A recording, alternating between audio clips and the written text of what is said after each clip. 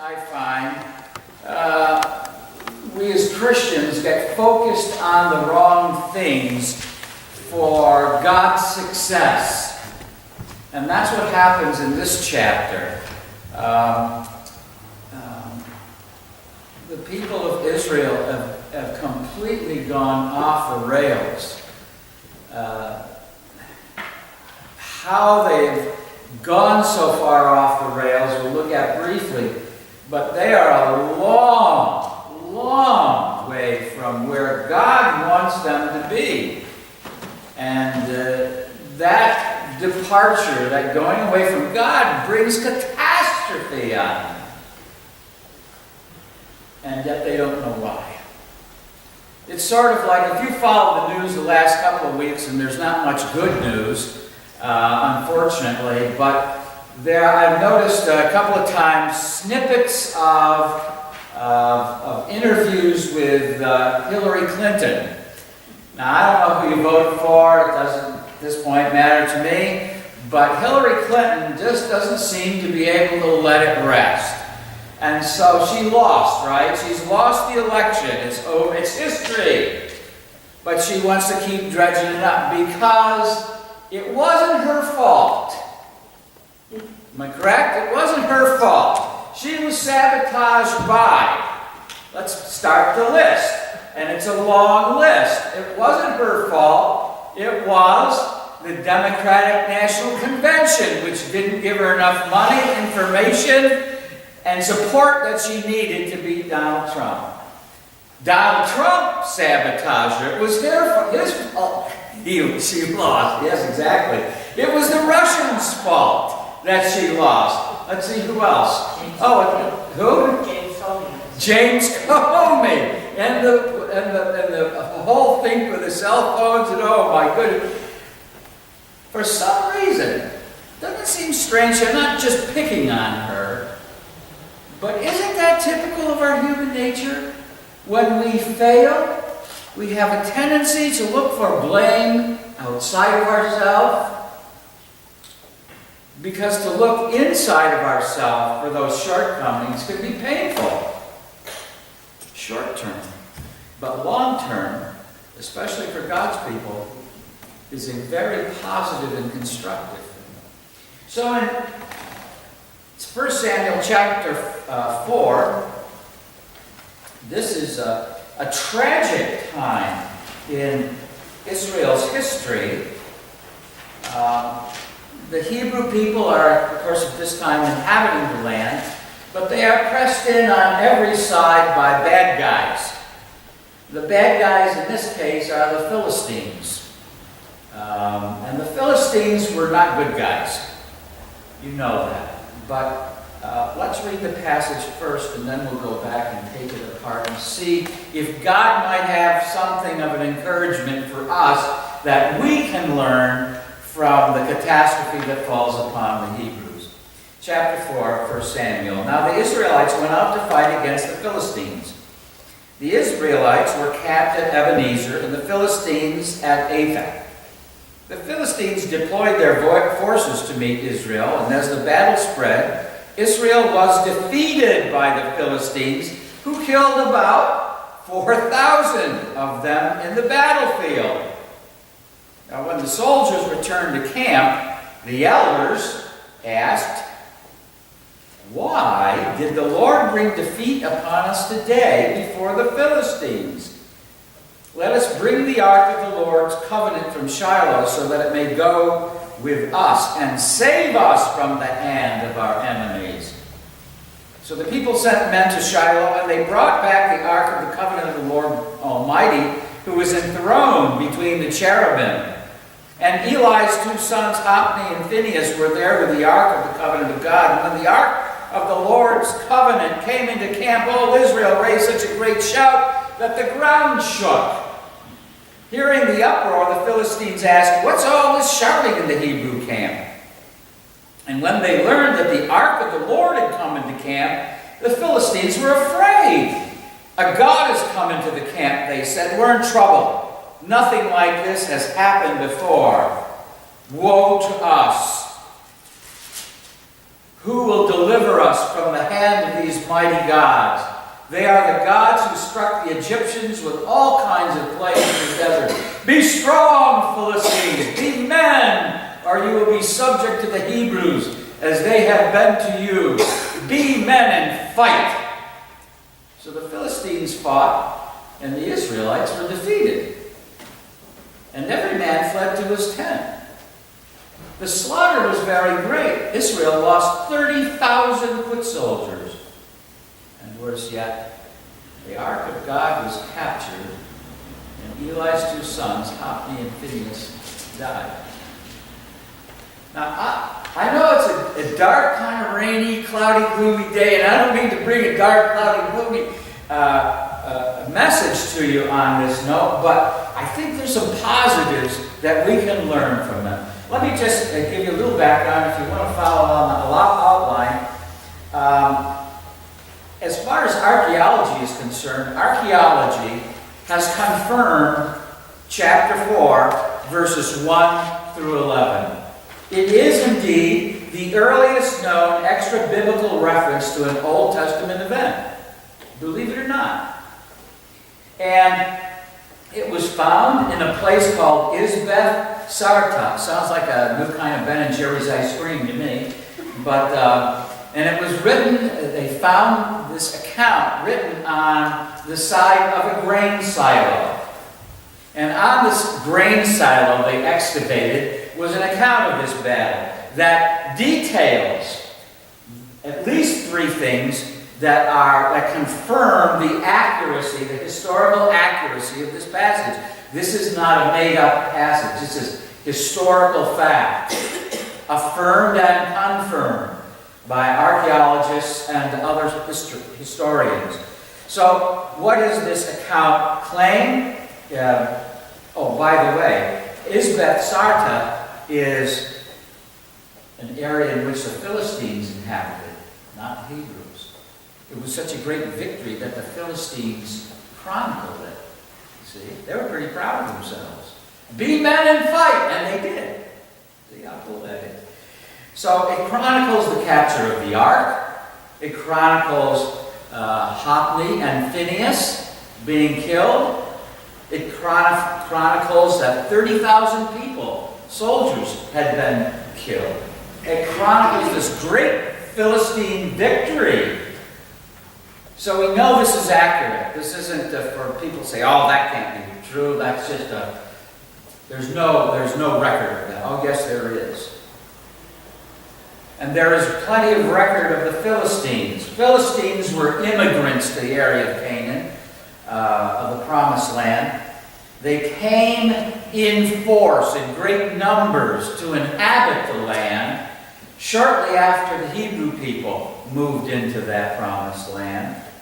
There was always tension and always friction between the Hebrews and the Philistines. What is scary about the Philistines is that they were the first ancient peoples that we know of, that's recorded, to process iron. Now, they may not mean much to you, but if you were going to go into battle against the Philistines and you were a Hebrew, they had superior weaponry. It put you as a Hebrew at an instant disadvantage militarily.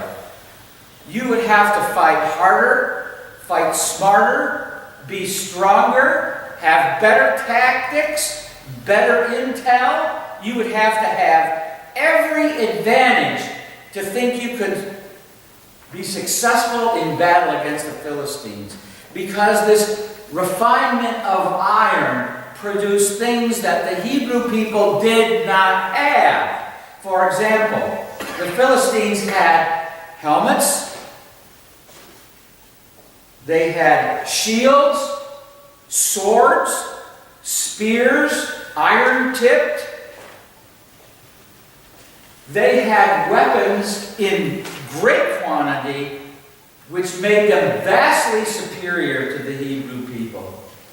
They were well organized politically in that area of Philistine and into 5 city-states, and they were all coordinated. so that they acted as one unit. They were a formidable opponent, scary people. Now, if you were a Hebrew, chances are, if you were a Hebrew soldier, you would have been sorely limited in those things that were manufactured and produced as a result of the refinement of iron. You might have had, like David, a slingshot. You might have had, like David, a staff. But at this stage in the Hebrew history, you would be unlikely to have a metal helmet, a coat of mail, sufficient numbers of swords or spears, any other kinds of military coverings to protect your vitals. So what happens here, leading up to chapter 4, is that Israel has been going downhill. Hebrew people have been going downhill spiritually for quite some time. Now there's a reason for that, and I would just put it in 3 different ways. The demise of true faith in Israel comes as a result of Eli. You know about Eli. And he admits before God and Samuel that he's gone way away from God. Way away from God. He goes through the motions. In fact, he's so far away from God that he appoints his 2 sons, Hophni and Phinehas, to be the chief priests. Most of you know this. And we know that Hophni and Phinehas are not good guys. You might let them take the collection in church, but you want to keep an eye on them. But you definitely wouldn't want them to be responsible for the leadership of the spiritual life of the church. And because this family dominates the landscape of spiritual and religious life in Israel, they're leading it down the tubes. People are becoming farther and farther removed from the Lord Jehovah. And so what happens here in chapter 4 is that as these people have replaced their relationship with God with rituals, with good luck feet, rabbit's feet. We do that in the United States. Some evangelicals do. I'm not being judgmental, but I think we fight sometimes the wrong battles. For example, it was a number of years ago where, I forget what state house it was, where there was a stone thing with the 10 Commandments in front of it. Does anybody remember that? Georgia. Yes. Georgia. And they had it removed. The politicians had it removed, and so many Christians were in an uproar over it. It might have been a good thing to be in an uproar over the removal of the 10 Commandments. But it was a battle we didn't need to fight. The battle we needed to fight were for the souls of men, not a monument with the 10 Commandments on it. That's my opinion. It's not a bad thing, I might say, to have the 10 Commandments in front of every public building, to be honest with you. In front of every courthouse, in front of every school, it would be good. But it is not going to save the political system or your public education by having a plaque in front of it. Just as having "In God We Trust" printed on every piece of American currency is not going to protect the United States of America from the enemy. And we have plenty of them. Sometimes they live here. Not Mount Morris, but I mean in the United States. I hope they're not Mount Morris, or I'm going back to Groveland. Only good people in Groveland. But anyway, they replace those rituals, those good luck rabbit's feet, or replace relationship with God with those good luck rabbit feet. And then the last thing is that they have false confidence in these good luck rabbit's feet. We have the ark. What can happen to us? We have the ark. It's a representation of God's presence with us. He will protect us. If we just keep all these things that are good things, but even good things we can lose our way. You know, you can be on the right track on something and still get run over by a train if you ain't moving. So let's look at this battle now. It would appear in verse 1 and verse 2 that the Philistines are the aggressors.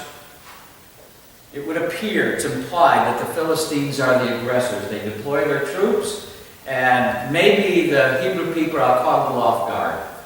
And maybe they're not quite prepared. But it doesn't really matter because they're outgunned, they're outmanned, and they're out-tacticked. So what happens is 4,000 of them are killed on the battlefield. Now, I like it better in the King James. I think it's in the King James, but I King James in verse 3. When the soldiers returned to camp, the elders of Israel asked, why did the Lord, I think it's smite, in the King James, which is a great word. And a scary word. But it's not that word that's so scary, it's the concept. We are God's people. Why would God smite us? How could God allow that to happen? We are His people. Why would God smite us? A couple of clues.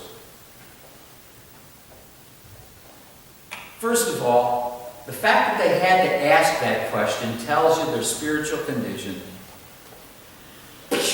Right over their head. They didn't know enough of the Old Testament book of the law to make it worthwhile for them to carry it around.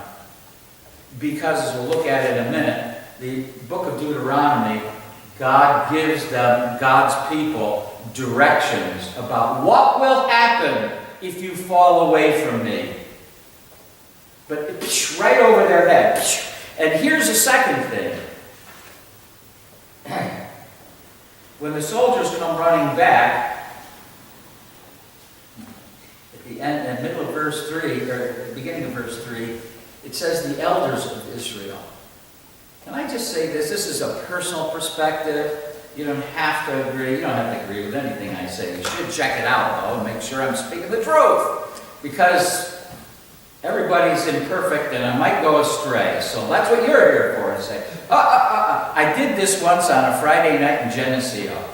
We had a young man, it was an InterVarsity large group meeting, and they had invited this young pastor from Rochester. Don't remember his name or anything else about him, except that he went in a biblical place that was unbiblical. And I was like, I can't believe I'm hearing this. He kept going. Finally, I stood up. And I said, Pastor, with all due respect, you are wrong. You need to sit down. Let me tell you what, you could have heard a fly sweating in that room. Those InterVarsity kids were scared witless because the old man stood up and called to rebuke a man who had gone into a place that biblically was inaccurate. I mean, clearly, not just iffy, but I mean clearly. And it had to do with faith. And it had to do with doubt. And it was a discouragement plus an untruth to the students who were listening. I don't know where his perspective came from. But here's the problem in Israel. When it comes, the soldiers come back, he says to them, the soldiers, you were part of the battle, and the elders, you see there's no one leader. Look at the rest of the Old Testament. Is there ever leadership in Israel by committee? You'd have to think hard about that. Now, I didn't do an exhaustive study. Joshua, Moses, even though he had Aaron. You look at some of the other leaders, David. You look at the kings, they didn't lead by committee.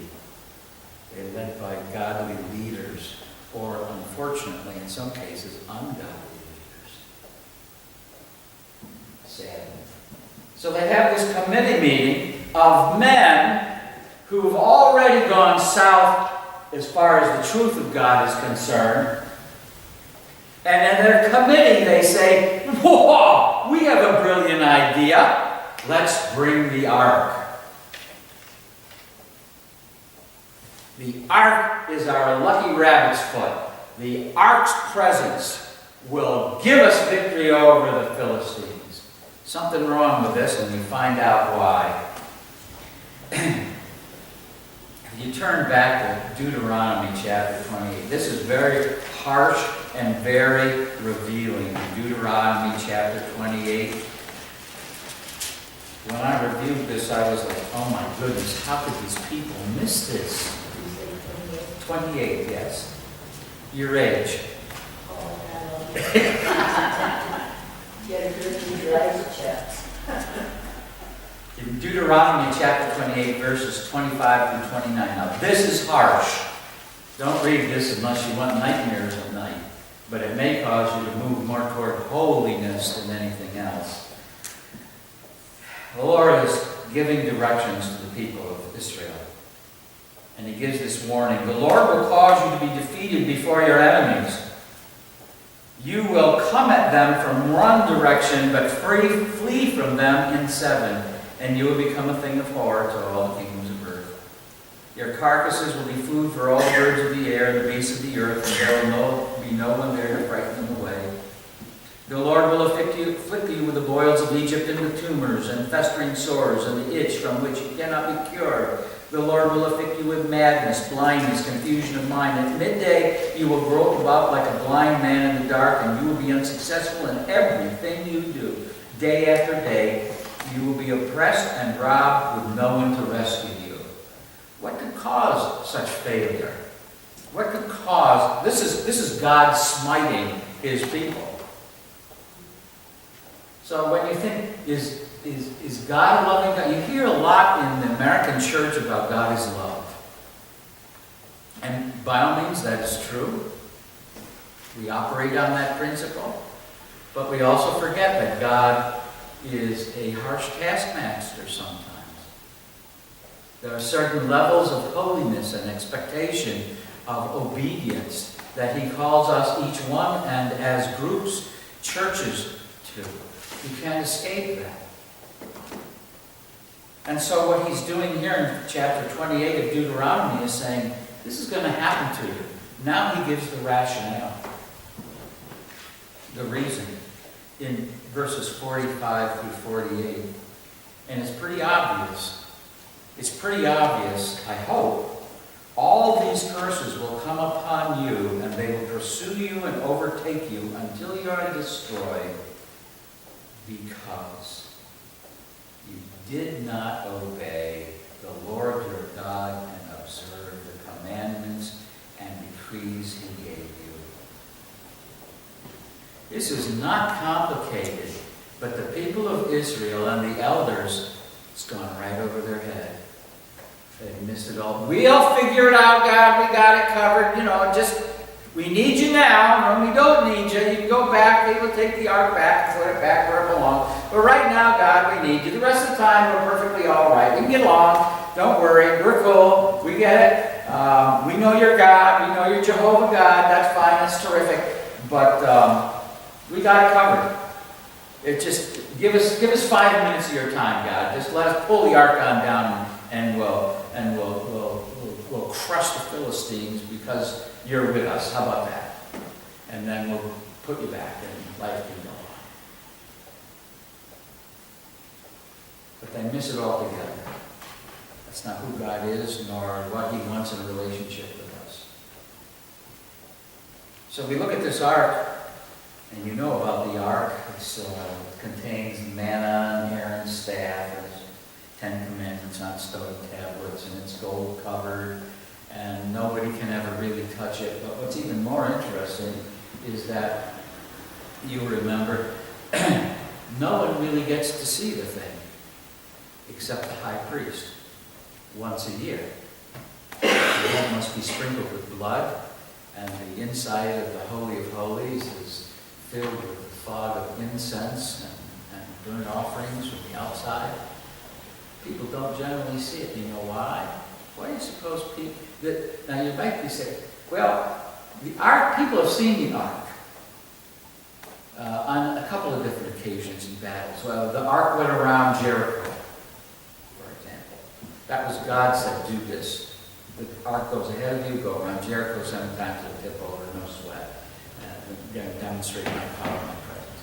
But on the other hand, it doesn't come out for public observation or display. It's always in the Holy of Holies. It's so holy, it's so sacred, you don't trivialize it. You don't make it profane. You don't make it common. You don't make it an icon. It's self to be worshipped. It's the holy God, the Lord, creator of the universe, who is represented by its presence. So what they do here is they trivialize it. In verse 3, let us, we got it figured out, we're going to bring our rabbit's foot down. You know what's going to happen, right? You know the outcome. You didn't even have to read that rest of that section to know what's going to happen. When they go to battle, what's going to happen? They're going to lose. They're going to get crushed. They're going to be totally destroyed. It's a terrible thing. It's a terrible thing that should happen here. The correct response I've suggested to you is a New Testament response, although there are ample ones in the Old Testament. If my people would humble themselves and pray, what should happen? You know that passage? Jump? Heal their land. That's the proper response. But it's not their response. They invent a different solution that seems to work better for them. Isn't that how we work sometimes? Have you ever just decided you're going to figure this thing out, and hey God, once I get this thing figured out, maybe you can give your okay on it. I'll give your blessing on it. That's just backwards, It's like, okay, I'm a pretty smart guy. I live in the 21st century. Well, actually, I lived in the previous one too. But anyway, I lived in the previous millennium too. Wow, I'm an old guy. Anyway, the whole business here is like, we got it figured out, God. We got it figured out, God. You know what's going to happen. No, this is what He wants to happen. If we turn to 2 Timothy 3, chapter 3, verses 1 through 5, it says the same thing. They have a form of godliness without the relationship, without the power. They have itchy ears. They have selective hearing, which is what my wife accuses me of constantly. She's right. But it's an interesting thing. The correct response is to fall down prostrate and pray. Humble yourself and pray. The correct response is to confess your sin. The correct response is to admit we have gone far away from God, that our priorities are messed up, that we've been distracted by our world, by our prosperity. We've been distracted by our own heart and our own sin, our own sense of importance, our own sense of pride, because after all, we are the Hebrew people and our God is with us, without humbling themselves before God and praying. So naturally what happens, they are beaten badly.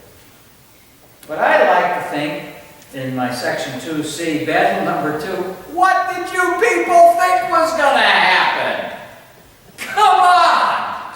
Can you see God in heaven on His throne going, no, this isn't going to work. You're going to be destroyed. No, come back to me. But they don't, and they get destroyed. it puzzles me. You know, sometimes my grandchildren are this way.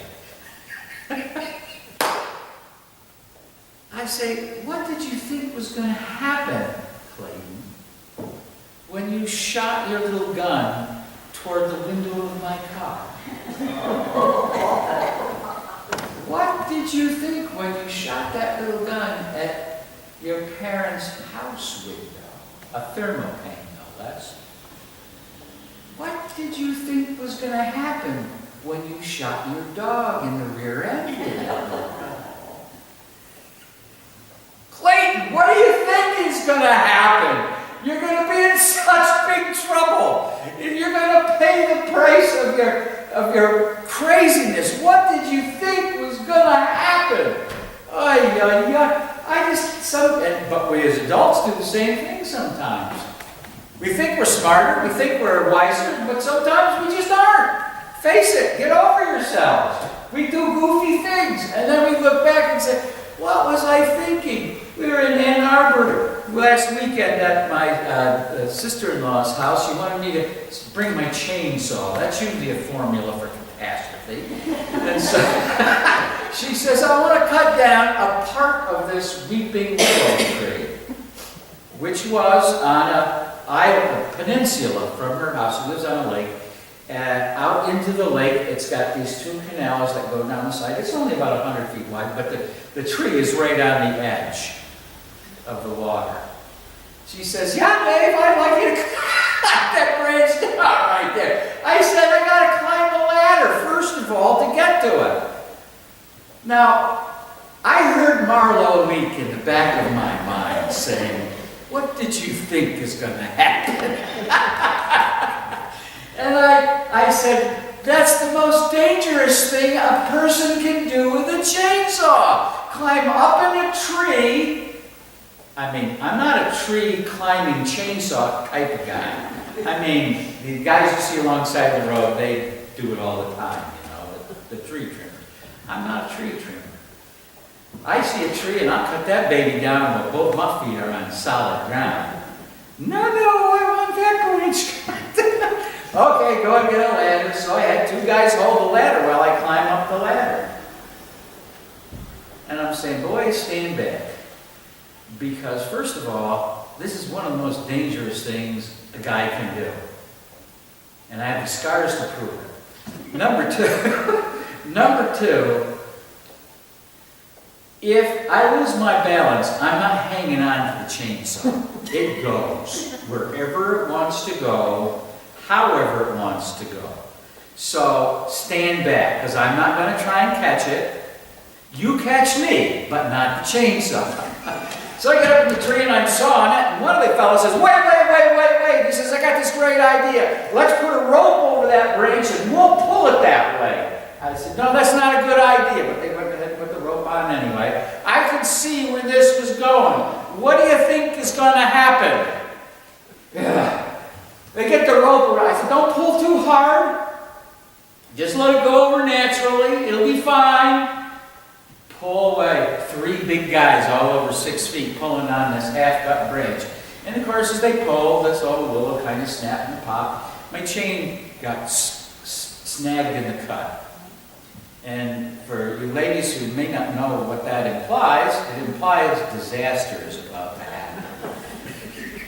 Because as it got snagged, naturally, that's when the branch decided to go toink, and they pulled it down on top of themselves. But what they did in the process was that it flung my chainsaw end over. I let go of it. I wasn't hell on that baby. It flung that chainsaw end over end, and it landed in the middle of this tall, bushy branch I just cut down. It was still running. And I'm like, I could see this coming. But the best part about it was, I didn't get hurt. And I could hear Marlo in the back of my head going, what did you think was going to happen? When he used to accuse me, I'd bring broken parts to my lawnmower over there in New York, and he'd say to me, you been bush hogging with that lawnmower again? And I'd say, well, yeah. If your lawnmower's any good, I'd be able to bush hog with it. What did you think was going to happen, Dave? Of course you're going to bust it. What did they think was going to happen? The lessons that we need to kind of carry away from that are probably many. You can get a chainsaw flung out of your hand while you're doing something stupid up in a tree. Although there have been times when the scars on my leg would show that I wasn't thinking too clearly, and I tried to cut my leg off. I never told him what I was. He would never sell me another power tool. Huh? No. Wait a minute. Is this, you gonna bribe me? Is this blackmail? I'm kidding.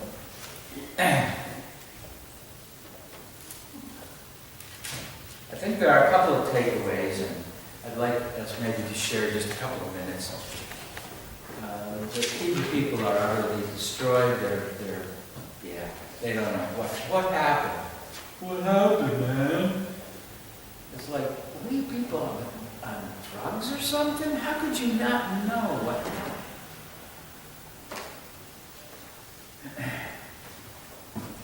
Christians do not need a rabbit's foot. We don't need, although it's a good thing, in God we trust our money, we don't need the 10 Commandments in front of our public places, although it's a good thing.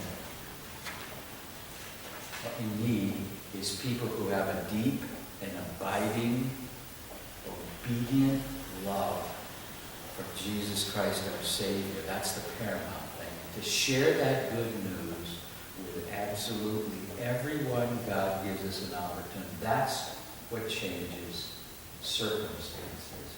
When God, you see, when the Hebrews brought the ark into the camp, it worked just the opposite.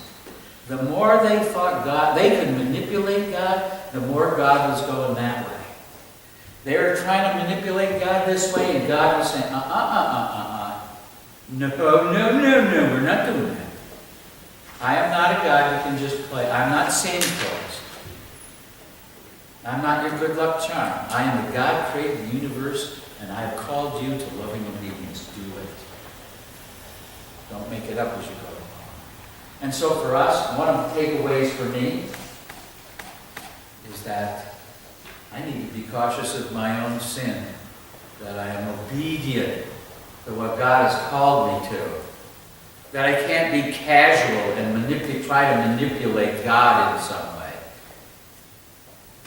That no matter how strong the enemy, I know God is still on the throne, and He is always sovereign, always. That will never ever change.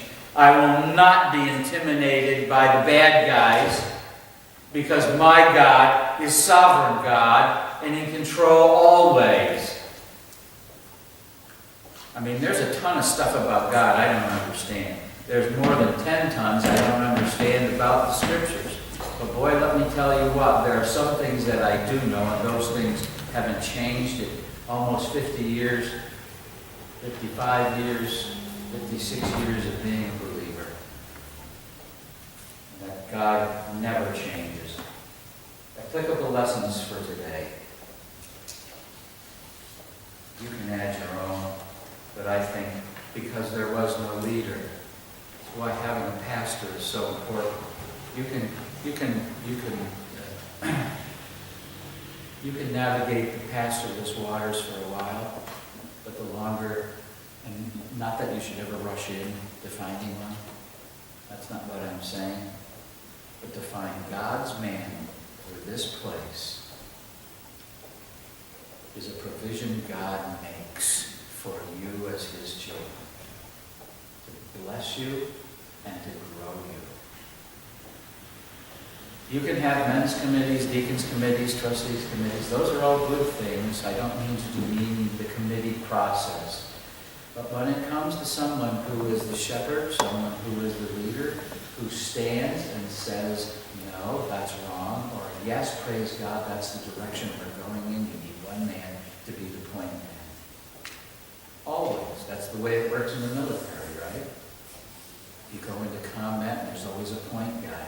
He's the guy that gets shot at first, but he warns everybody else. He might even have to sacrifice his life. So my prayer has been constantly for your good people, that God would soon reveal to you and bring to you a pastor who would be your leader, your brother, your shepherd, your guide, your helper, your lover.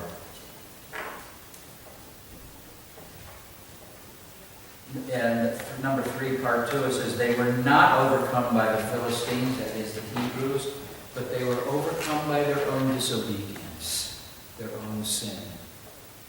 In William Shakespeare's play Julius Caesar, one of the characters, Cassius, says to Brutus, you're smiling. You know it? I read it. Yes. Where Cassius says to Brutus, the foe is not in our stars. It's not outside of us. It's in us. And so sometimes we need to be careful. We don't lay blame where it doesn't belong entirely. We need to constantly assess ourselves. Where is there sin in us? Where do I need to confess that sin?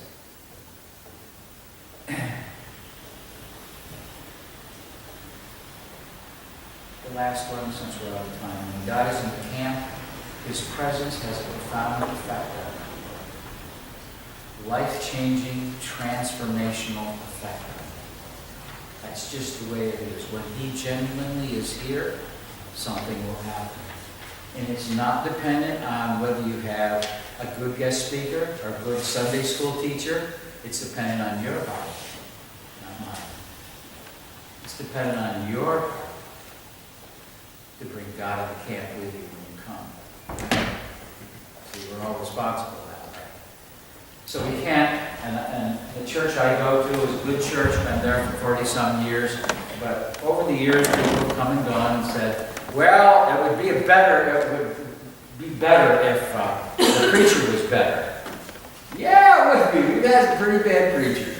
That being one of them. But on the other hand, if you come into church looking to be dependent upon a person, you're looking in the wrong place. Just like the Hebrew people. You have to look into your own heart and say, I'm going to church, into the sanctuary to meet God. Will I meet God in my peers, my friends, my brothers and sisters? Yes. Will I meet it in the speakers? Yes. The preachers? Yes.